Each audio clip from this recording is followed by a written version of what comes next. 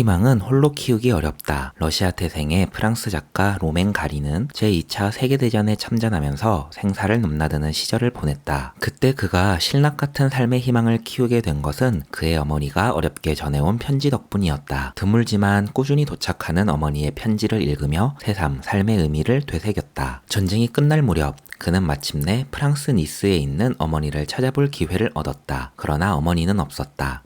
이미 3년 전에 세상을 떠났던 것이다. 어머니는 죽기 전에 아들을 위해 무려 200여 통에 달하는 편지를 미리 써두고 틈틈이 한 통씩 아들에게 보내달라고 친구에게 부탁했다. 탯줄의 인연이 끊어지면 아들의 삶의 의지도 약해질 것을 두려워한 어머니의 마지막 부탁이었다. 희망은 같이 키우는 법이다.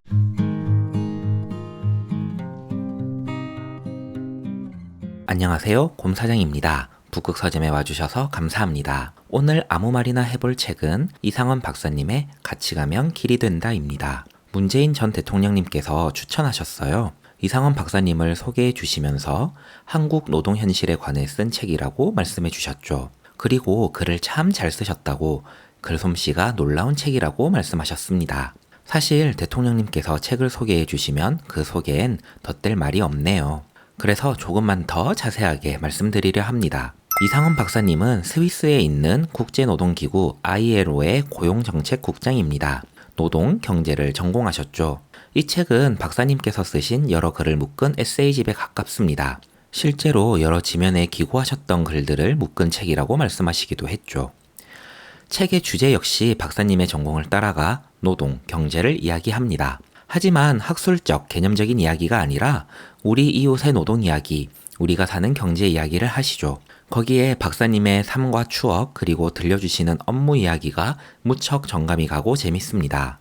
꼭지에 서두로 문학과 시를 소개하실 땐 문과의 아웃풋이란 무엇인가를 알 수 있었어요. 김훈 작가님께선 사부, 인간의 역병이란 꼭지를 참 재미있게 읽으셨다고 말씀하셨죠. 기근과 자연재해가 역사적으로 어떻게 인간에게 영향을 미쳤는지, 우리가 함께 살아야 하는 이유는 무엇인지를 담담하게 잘 풀어주신 멋진 글입니다. 저는 2부 중 화장실의 불평등이란 꼭지를 정말 재미있게 읽었습니다. 인간이라면 모두가 겪는 생리현상을 화장실이란 화두로 시작하면서 자연의 부름을 받아간 곳에서 UN 사무총장을 만난 일화를 소개하실 땐 무척이나 웃기기도 합니다. 하지만 이렇게 공감 가고 재미있는 도입부를 지나면 화장실에 가는 것에 대한 불평등을 이야기하십니다. 누군가는 업무 시간에 화장실조차 쉽게 가지 못하고 누군가는 좁은 화장실에서만 쉴 수 있었으며 국가 권력으로 화장실을 사유화했던 어느 대통령도 이야기하시죠. 공감, 유머, 불평등한 사회에 대한 고찰과 삶에 대한 깊이가 모두 어우러져 있었어요. 개인적으로는 이 책의 매력을 가장 잘 느꼈던 꼭지였습니다. 이 책에 주고 싶은 별점은 5개. 대통령님께서 글솜씨가 놀랍다고 소개해 주셨는데 정말 책과 글이 한 문장도 지루하지 않아요. 어떻게 이런 소재들을 꿰어서 이런 주제로 쓰셨는지 감탄하게 됩니다. 웃음도 눈물도 공감도 따스함도 가득 남아있는 책이에요. 그리고 나와 이웃의 노동 이야기를 나누고 싶어지는 게 참 좋았어요.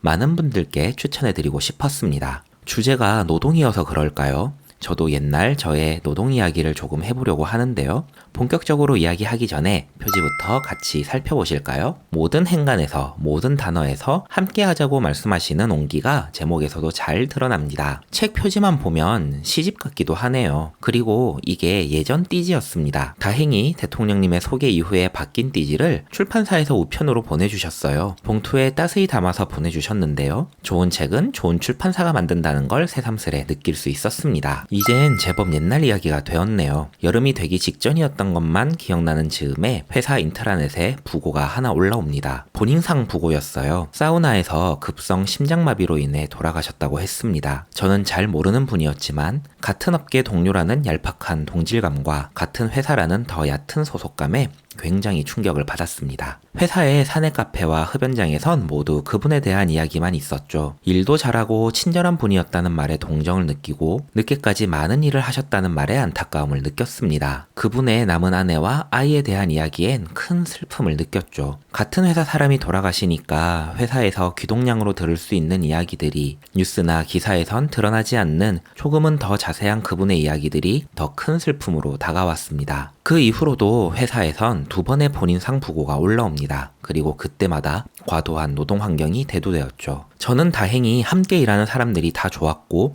그 당시에는 무척이나 젊고 어려서 엄청 많은 시간을 일해도 나쁜 줄도 몰랐어요. 하지만 어린 나이에 순진함을 걷어내고 보면 아직 오지 않은 성공과 열정을 담보로 평균보다 낮은 임금을 받고 월요일에 출근할 땐 일주일치 옷과 속옷도 같이 싸우라는 말을 반은 진담으로 들어야 했을 때 가족의 행복과 건강을 모두 버리며 결국엔 목숨마저 잃어버린 분들도 계셨던 거죠. 적어도 제게 주 52시간 근로제한법은 한 사람의 목숨과 그분 가족들의 슬픔과 함께 일한 동료들의 안타까움을 먹고 태어난 제도였습니다. 52시간 근로제한이 생기고 나서는 정말 좋아졌다고 이야기할 순 없어도 그래도 많이 나아졌다고 말할 수는 있었어요. 더 빨리 생기지 못해 안타까웠지만 앞으로 과로사 하시는 분은 없겠다는 생각도 했습니다. 하지만 올 초에 이 법안이 많은 사람들의 의견 없이 후퇴할 뻔하기도 했죠. 저의 얕은 상식으로는 사람들의 노동시간 연장이 어떤 업종에서 누구에게 도움이 되는지 모르겠습니다. 노동법안이라는 게 정답이 있을 순 없지만 후퇴라는 건 분명히 존재하는 것 같은데 여러모로 마음이 아팠습니다. 다행히 지금은 쟁점에서 벗어난 것 같지만요. 같이 가면 길이 된다에 대한 이야기는 여기까지입니다. 대통령님의 책 소개를 보고 있으면 정말 탁월한 마케터라는 생각이 듭니다. 이 책을 왜 소개하셨을까 곰곰이 생각해보면 지금 우리가 겪고 있는 문제와